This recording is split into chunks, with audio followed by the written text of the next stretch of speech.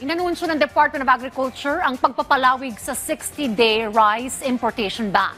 Nagdeklara rin ang kagawaran ng price freeze sa mga lugar na nasa ilalim ng state of calamity kasunod ng pananalasa ng bagyong Opo. Yan ang ulat ni Vel Custodio.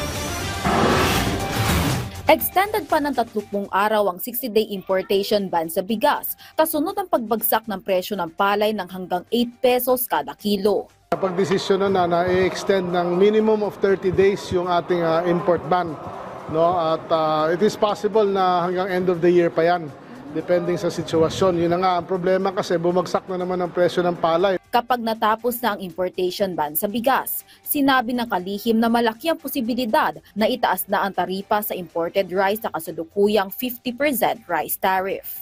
Pagbabawalan na rin ang mga ahensya ng gobyerno at local government units na bumili ng imported rice para maiwasan ang pagkalugi ng mga local farmers. Mga steps tayo ngayon na naprubahan na ni Presidente, no? At maglalabas tayo ng EO na pagbabawal yung pagbili ng government LGUs and other government offices ng imported rice para makatulong sa ating rice farmers. May EO rin na tayong ilalabas na floor price sa palay at humingi rin ng DA at approved na in principle ng ating Presidente na mag-i-issue siya ng EO for emergency procurement, no?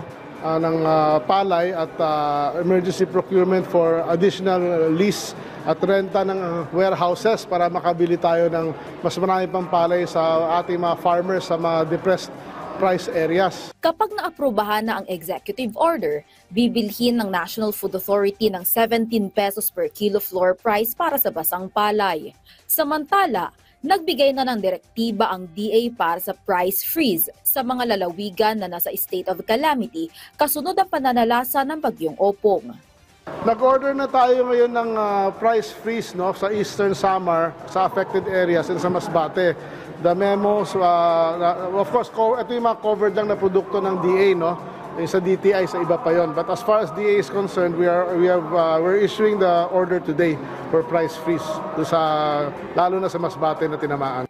Gagawin na rin available ang 20 pesos kada kilong bigas sa mga residente ng mga lalawigang nasa ilalim ng state of calamity sa loob ng isang buwan. Maaari silang bumili ng hanggang 30 kilong NFA rice sa isang buwan. Ito ay upang tiyakin ang seguridad sa pagkain sa kabila ng epekto ng kalamidad. Vel Custodio para sa Pambansang TV sa Bagong Pilipinas.